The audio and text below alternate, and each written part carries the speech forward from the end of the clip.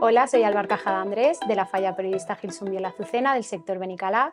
Tengo 28 años y actualmente estoy trabajando en una cadena de supermercados que se llama Lidl, mientras lo compagino con la oposición a maestra de educación infantil. Pues soy fallera desde los 3 añitos, gracias a mi hermano, que lo apuntaron a fallero. Al final mi madre también fue fallera, eran de otra falla, y lo apuntaron a mi falla, Periodista Gil Sumbiela, y ahí me apuntaron a mí. Mi falla se diferencia de todas las demás en que es una falla única para mí, hay mucha hermanor, mucho trabajo en equipo y para mí es una gran familia.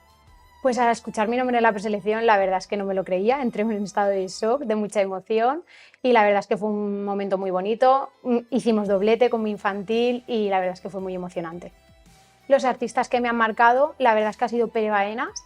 Me encanta su trabajo, cómo lo hace, lo he visto muchos años plantando y encima ha plantado en mi hoguera. Nosotros estamos hermanados con Florida Portazo, que este año ha obtenido el primer premio.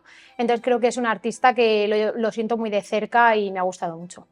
Pues la indumentaria valenciana me encanta, es algo que veo que es una tradición inigualable, es única. Me gusta mucho el vestir de valenciana, las telas a la hora de confeccionar, el elegir los colores, las combinaciones. Creo que al final obtienes algo increíble y la verdad es que para mí es muy bonita y especial. Los actos que más me gustan de las fallas es la crida, para mí es el pistoletazo de salida a nuestra fiesta. La planta, porque es donde todos trabajamos a una, conseguimos plantar el monumento todos juntos y es una noche muy bonita. Y la ofrenda para mí es devoción pura y dura, es algo que me ha inculcado mi yaya y la verdad es que es muy emocionante. Pues la fallera mayor que ha marcado un antes y un después en mi vida, para mí ha sido Marina Civera, sin duda.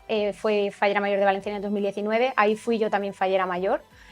Y la verdad es que me encantó al completo y te diría también Raquel Alario por la elegancia que transmitía.